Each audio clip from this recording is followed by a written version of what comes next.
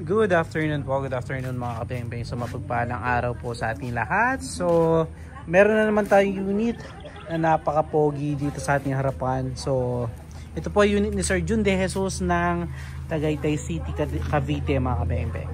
So Tactical Falcon. So si Sir Jun na De Jesus ay back customer na natin. So nakakakuha siya ng well-preserved na unit na arms core na brand new condition mga kabeng-beng. So 20 plus years na. Original yung box, original yung ano. Napakaswerte ni Sir nakuha niyo yung ganung unit. So ito naman po yung kanyang isa sa mga unit na natipuan niya ngayon ay Falcon Tactical PCP. Ayan, napaka-pogi. So quick specs lang nito mga kabeng-beng, same lang ng ating mga ibang Falcon folding buttstock, adjustable hammer spring, side lever. Multi-shot po siya. Kapag sinabi multi-shot, may magazine na po yan mga beng-beng, 12 rounds. So kaya single shot lang yung nakalagay. Naka BSA black powder 4x16x44 na scope. Naka 0.5 liter battle tank, regulated po. Then pure steel barrel po, no? Then ang ating dito sa ating side may decacker po, ayan. And also yung kanyang safety, ayan, fire and safe. And also yung kanyang trigger na napakaganda, na full CNC talaga mga kabeng-beng. Ayan. So i-grouping test natin ito sa 37 meters po. So, Sir Jun De Jesus ng Tagaytay City, Cavite. So, grouping test na po natin.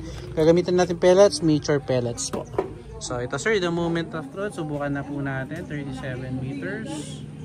Ayan. Tara, subukan po natin. Test na natin itong unit ni Sir Jun De Jesus.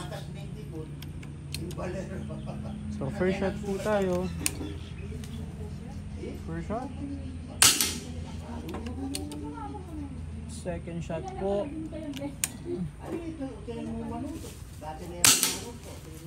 Third shot. Napakaganda tumama. Pellet to pellet po. Pang-apat. Pang-lima.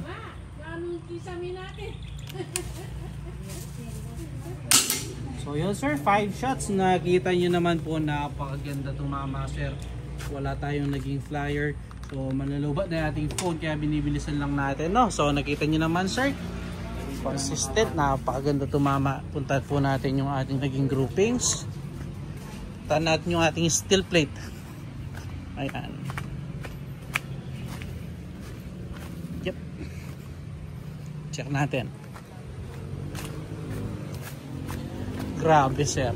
5 shots po sir. Ayan. Grabe yung groupings. Napakaliit po. Ayun po yung ating unit doon. Kita nyo, 37 meters sir. Salamat po again mga kabeng-beng. Peace out po.